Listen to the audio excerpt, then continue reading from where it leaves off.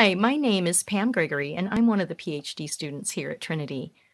As I began to pray about what to share with you today, my thoughts were drawn to Lamentations. I know it's kind of a sad place to begin, but as we'll see, it's a beacon of hope.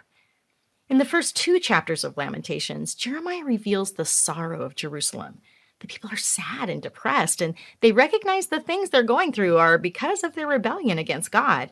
Then Jeremiah clearly reveals that because of the sin of the people of Israel, God is angry with them and is allowing them to go through times of hardship. Then in chapter 3, he makes it personal. Jeremiah talks about his own personal pain. He uses words such as afflicted, distressed, broken, helpless, devastated, targeted, laughed at, suffering, grief, and loss.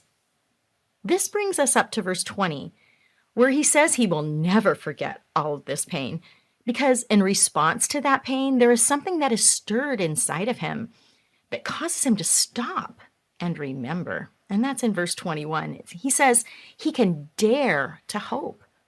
Maybe he's reminded of the word the Lord had given him earlier, which he had written in Jeremiah 29, while he was still in Jerusalem, to the captives in Babylon.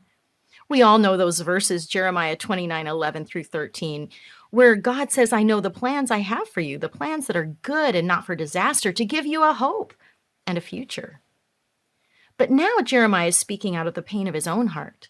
From the pain of feeling abandoned in Jerusalem, perhaps in his pain, he's reminded that the God who cared for the exiles and gave them that hopeful promise that is recorded in Jeremiah 29 is the same God who is there with them in Jerusalem.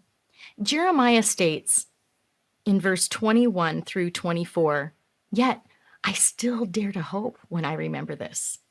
The faithful love of the Lord never ends. His mercies never cease. Great is his faithfulness. His mercies begin afresh each morning.